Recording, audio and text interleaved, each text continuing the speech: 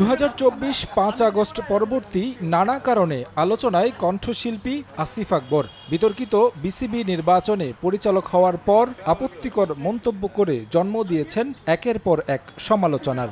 এবার আসিফ আকবর আলোচনায় ঘোরতর অভিযোগে।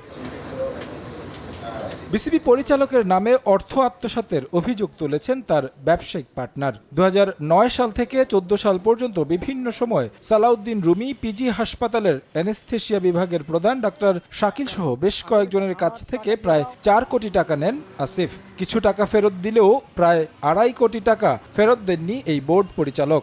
আসিফ যখন 2009 সালে শেষ দিকে আসিফের কিছু টাকার দরকার হয়েছিল, প্রথমে 30 লাখ, পরে 5 লাখ টাকা, 5 লাখ টাকা বলছি তুমি তোমার কিস্তির টাকা দাও। পরে আরও 30 লাখ টাকা দিয়েছি।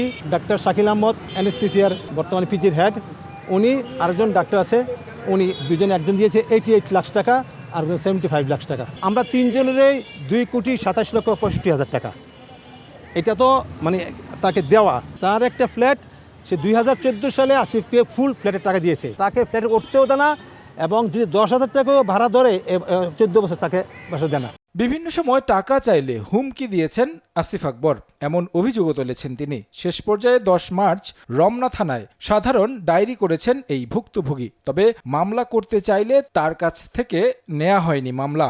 11 তারিখ সে আসিফ আকবর তার মোবাইল থেকে ডাক্তার শাকিলকে ফোন করেছে, শাকিল ভাই, আমি একজন মন্ত্রীকে শেষ করে দিছি, একজন বাংলাদেশ ক্রিকেটারকে আমি শেষ করেছি, একজন গায়ককে শেষ করেছি, আর আপনি তো কি, আপনি আমাদের 1 টাকা নিতে পারবেন? 10 তারিখ থেকে আমি না হলে 20 বার আমি থানায় এসেছি, কালকে রাত্রে আমি থানায় এসেছি, এরা মামলা নিতে যাচ্ছে না। কুমিল্লাতে তার কাছে অনেকে টাকা পাও না, 62 জন মিলিয়ে আমরা একটা সমিতি করেছি, সমিতির টাকা সে দেয় না।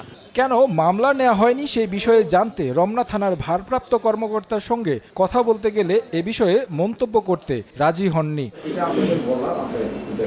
বিষয়টি সুরাহার দাবিতে থানার সামনে অবস্থান করেন ভুক্তভোগী ব্যবসায়ী। আইনিভাবে সমাধান না হলে প্রধানমন্ত্রীর কাছে যাবেন বলেও জানিয়েছেন তিনি। আমরা তারেক জিয়াকে বলবো যে আমাদের জিনিসটা আপনি দেখুন, আমরা কি টাকা পাও না, টাকা পাও না। তারেক হাসান শিমুল, সময় সংবাদ, ঢাকা।